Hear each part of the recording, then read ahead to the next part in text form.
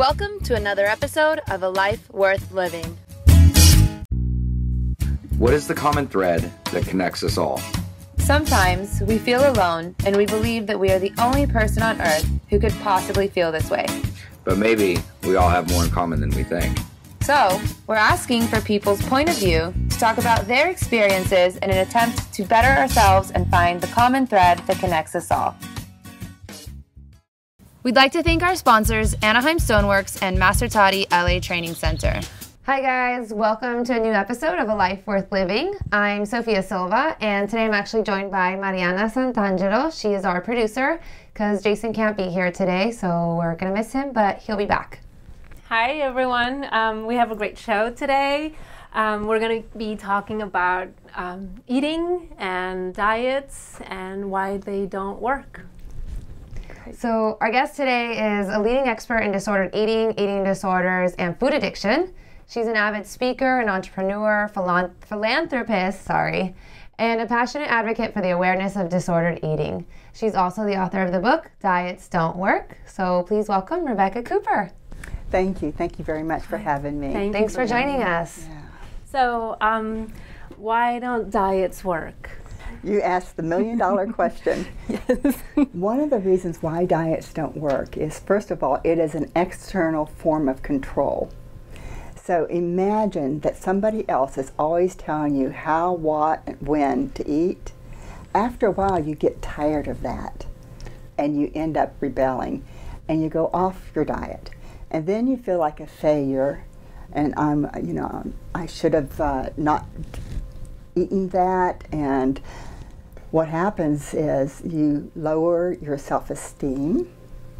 You start By failing. Yes. Well, we were talking before about going from shame to guilt. Yes. And everything in between, right? Yes. And then you think, well, the next diet will work. So is this because diets set us up for failure, basically? Absolutely, absolutely. There's a lot that goes on behind the scenes of a diet. There's statistics that say that 35% of people who go on a diet will end up with disordered eating. So why is that? Is that because you start obsessing with your body image, or because you don't find a way to organize your eating pattern so that it works for that body image that you're not comfortable with? Why is that dieting sets you up for that? Okay, for one thing, when you're dieting, the first thing you're doing is absolutely not paying attention to your appetite. Right. In fact, if you're hungry, hey, I'm doing really good. You know? Really, you're totally disregarding your internal appetite. But not only that, there's a lot that goes on behind eating and then restricting and then binging. There's actually some scientific research that's showing that cyclical binging and dieting creates changes in the brain. What kind of changes? It has to do with like the dopamine system and the reward system in the brain. So it's kind of like, and that's another thing, if somebody's binging on, let's say, sugar, okay, that it hits the reward system just like a drug would. So it's and like after an addictive behavior. After time, yeah, it could become like an addictive behavior.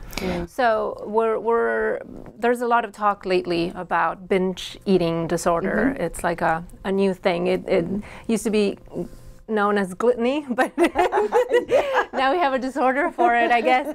At one time it was beautiful. Yeah, well, it still is in some countries, right? Right. But I think that the word binging and it gives you a behavior. It gives you like this out of control, something that you're not controlling, and it's controlling you. So it's not a new thing, a binge eating disorder. We're just talking about it much more now. Right, and it's finally recognized in the diagnostic manual. So now we have like a diagnosis. Whereas for the longest time there was nothing there. It was eating disorder, a non-specific type. So what would be the diagnosis? How would somebody know that they have this? The binge eating disorder? Yeah. Okay, first of all, WebMD. I know I have it. I'm pretty sure I have it. I guess when do I worry? It's like Well, one of the things that people use, and especially a lot of professionals, is the SCOFF test. And what that does, it has like 5 questions that you ask yourself. One of the questions is, do you ever make yourself sick after eating too much? Do you feel out of control with the food? Have you lost over 15 pounds in the last 3 months? Do you feel fat when other people say you are thin? And the last question is, does food dominate your life? Okay, now those 5 questions, if you answer yes to one, there could be an eating disorder. Just one question. Only yes to one. Yeah. I have a way of asking my patients one question only, and that is, how much time do you spend thinking about food, weight, diet, and body image or exercise? And what do you find, or what's the cutoff point for you? Well, it's 95%, 90, 100%. You know, every waking minute that I'm thinking about either the food or my diet or how I look, or I have to exercise. So it totally takes over your life. But I think that question is one that can really help people to differentiate between, do I really have an eating disorder, or am I just sometimes eating too much or too little? Yeah, right, exactly. I have a question about this that I've kind of been thinking about a lot lately, because I think in the media it's either about being big or thin, or it's always about a certain body type, and I see a lot of things now like on BuzzFeed or stuff like that where they're actually trying to make it okay to be bigger, which is fine. I think we need to accept all people. Right. But I kind of worry that promoting a certain size isn't the right way to go. I think it's better to promote health. Yes. Totally. In general. So I'm wondering what kind of your approach is to that, or your thought is. Well, even like the plus size models and everything, the intention is really good. Right. And people are all different types of body shapes, and to accept who you are and how unique you are is so important. What is the road to acceptance of yourself, or your body image? That is like the most important thing, acceptance of self. Most people with eating disorders hate themselves, and they are constantly talking negative to themselves. Right. They would never talk or treat someone else the way they are talking and treating themselves. And also, I believe this creates a disconnection from self. And I see self as kind of like who you are, the essence of who you are. And when you're disconnected from that, then you start searching for external validation. You start being very susceptible to what other people think and what they're doing, because you don't have that connection with your authentic, true self. I would go so far to say as that self is important even in your spirituality, because if you're not connected to yourself, how can you connect to your spirituality? Right. It's not out there, it's in here. But there's some people who have so much trauma and problems that they just never dealt with, that they are so afraid of going inside. And that's where our appetite is. It's inside. That's brilliant. A lot of the people I have worked with in the past had such a hard time connecting with themselves. And I've actually used, I use a lot of guided imagery. But one of the things is, just imagine that you have this little girl here, and what you're saying to yourself is what you're saying to that little girl. So she says, I am really scared. Are you going to say, here, have a candy bar and just shut up? Okay? This little girl says, I'm tired. Well, just have some coffee and keep on going. Don't rest. How you're talking to her in your mind.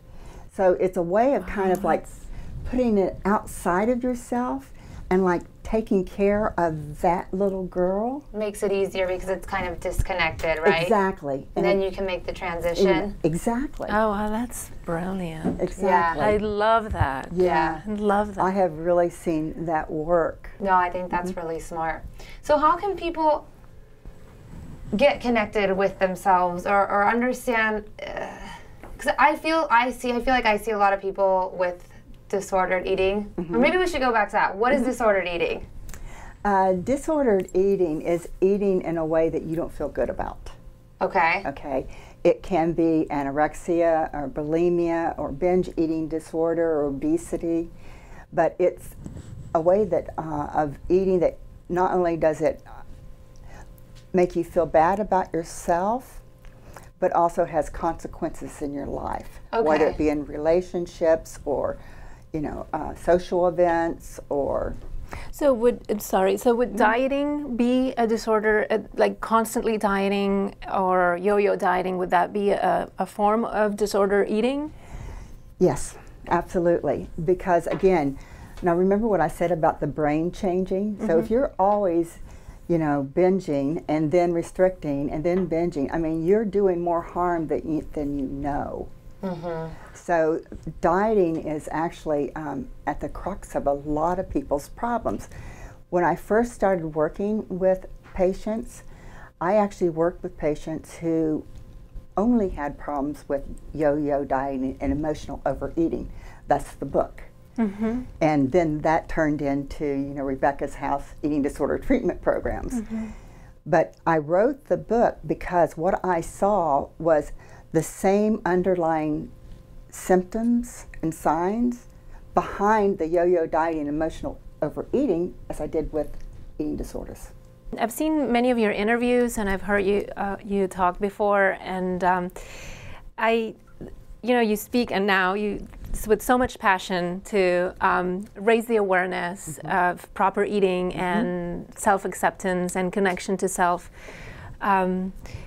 And I know from one of your interviews and from what I read that you've suffered from an eating disorder yourself. Can you tell us a little bit about your experience? Yes. When I was 13 years old, that's when I started my first diet. Okay, and from there I got very obsessive about it. Because you weren't feeling, you felt you were fat? Or? Well, I was turning into a woman. You know, So your body starts changing. And that's when most people start their eating disorder. It's around 13 to 15. That's what happened to me. Yeah. So, you know, that turned into anorexia, which eventually turned into binge eating, that eventually turned into bulimia. And then it was back and forth and back and forth. Pretty sure I went through those cycles too. And it was, I mean, I spent 20 years of my life in hell. I mean, it was the eating disorder. Horrible. Yes. If you can imagine always being obsessed and thinking about this, I mean, I couldn't have a conversation with you without thinking about, oh, I really want to go to In-N-Out Burger and get a hamburger. I couldn't even think because I'd be thinking about that. Okay. Yeah. So how did you, what was the first step you took in recovery? What was that thing that made you decide, like, I don't want to live this way anymore? My story is a little bit different than some, although there are statistics that say 50% of people who have alcohol and drug abuse problems also have an eating disorder, at least women. I started using other substances to control my appetite. And so that was... Like appetite suppressants or... Appetite suppressants were good for a while, and then I found cocaine and other things. Yeah. And that actually was a blessing in disguise because it made me hit such a bottom that I had to change my life. So maybe you would have just kept going with the eating disorder had you not tried drugs. I think so. Yeah. I really do. Because I think I could have gone a long time. Well, and so I see people who do, who have no quality of life, whose health is suffering, but they've been doing it for many years. Well, I also think it's easier, too, with drugs to say, like, I have a problem and it needs to be treated. Like, it's more established. Than with having an eating disorder. Right. It's a little more like, oh. Yeah, because it's also... it's so tied to body image, where you don't feel good about yourself, and a behavior that is not normal. So it's not something that you can openly share with anyone and be like, hey, you know what, I feel like a pig. And there's a lot of stigma too. Yeah. There are most of the patients at the treatment center, they have admitted to being an alcoholic or a drug addict for maybe 8 treatment centers and have never told anybody about the eating disorder. Yes. It's shameful. It is. And we are right now probably about 20 years behind alcohol and substance abuse disorder as far as awareness. We're probably 20 years behind, because if you think 20 years ago with, addiction, I mean, it was the same way. And that's where we are right now. So that's why I'm so passionate about getting this message out. Do you think it's because, I mean, I'm sure I'm wrong, but because I know that there's a lot of men who suffer from eating disorders, but the relation is, that there's more women than men that suffer from that. So you think that is why we're behind in awareness, or? That's interesting. Yeah, that's a very interesting question. I never thought about that. Yeah. So because there's so much pressure for us to be a certain way and look a certain way all the time. Right. And we're trying to look good for the man. Yeah. Yes. That's a very interesting question. Yes. I think that one of the things that started this was the trend around Twiggy. I don't know if you all remember who Twiggy was. I know who she is. She was a model from the 60s. Had short hair. And she had really short hair, and she was like really thin. Yes. And that became the style. I actually remember getting my hair cut like her and everything, It's like, wow.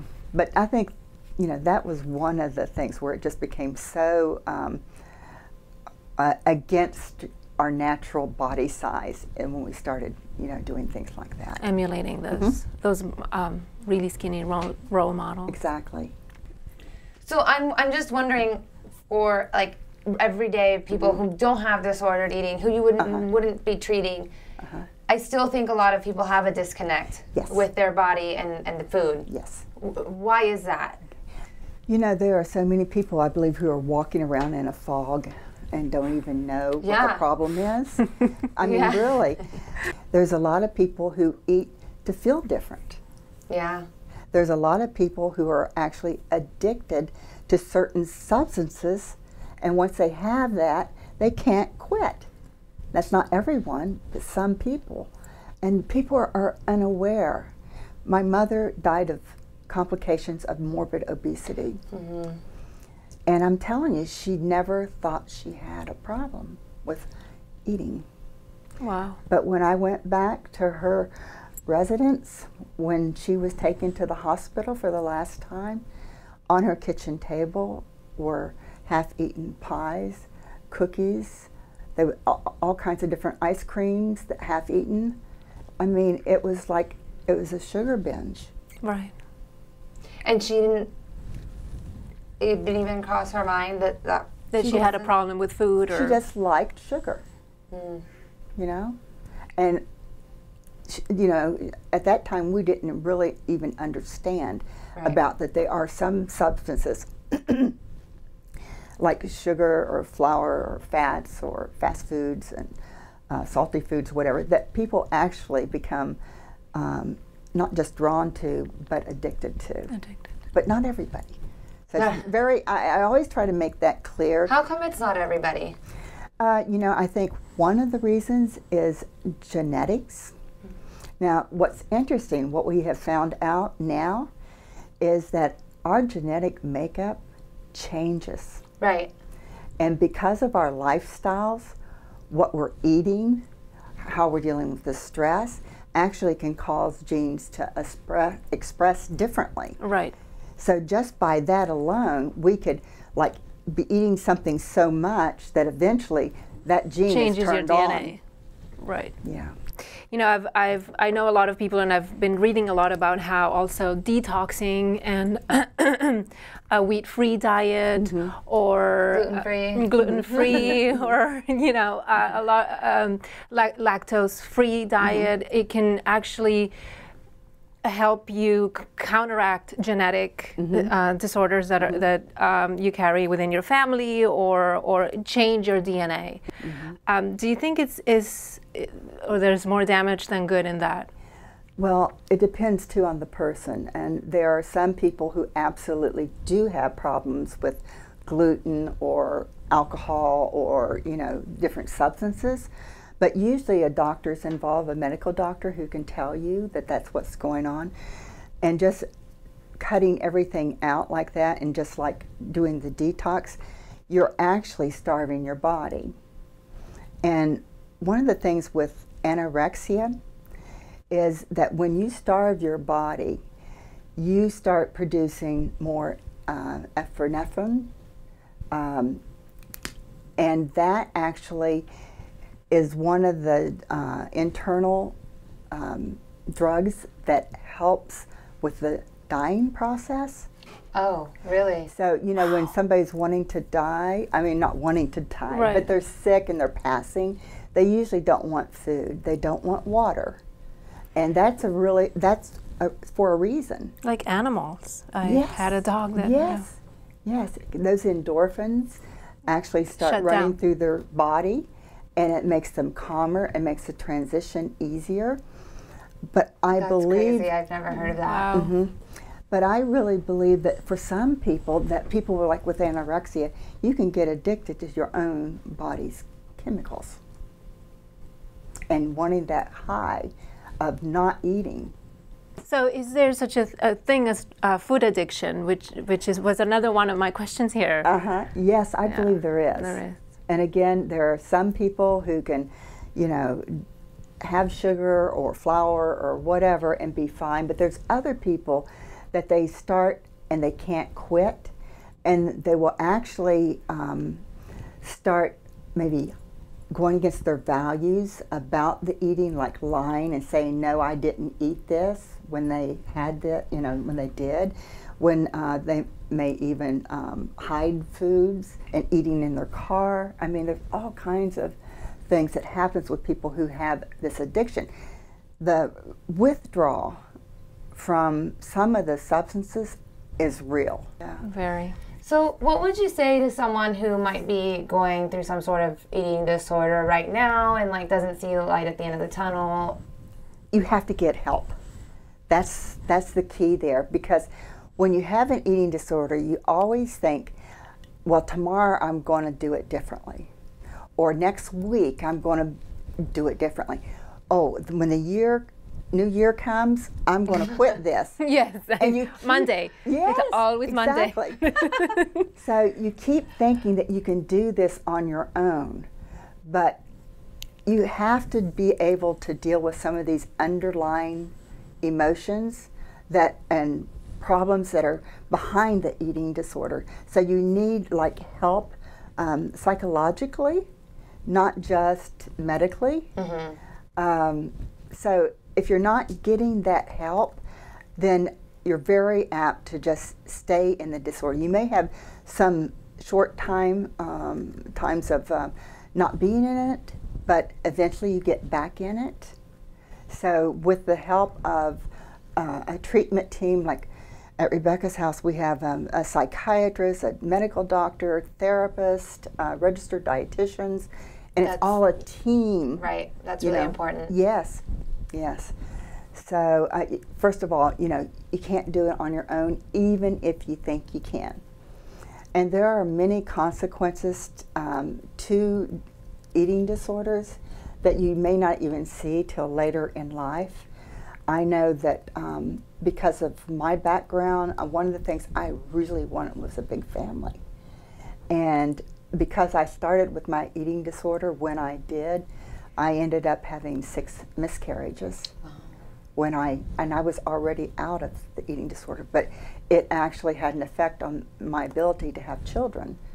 And you know, I work with young girls today, and it's like, you want to have that ability, whether you want to have children or not, you know, so don't just put it off. You know, get help. Thank you so much. Cool. Thank you. Thank you.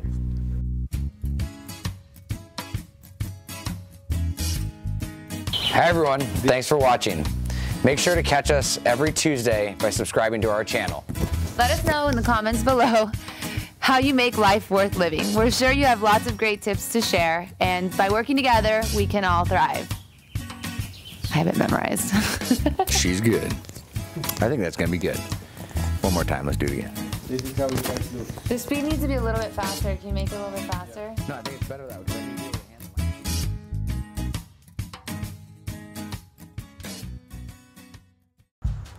We'd like to thank Anaheim Stone for making this show possible. Nothing says luxury like enhancing your surroundings with natural quality stone. Master Toddy LA Training Center offers authentic Muay Thai training with locations in Bangkok, Pomona, and Anaheim. For more information, visit mastertoddyla.com.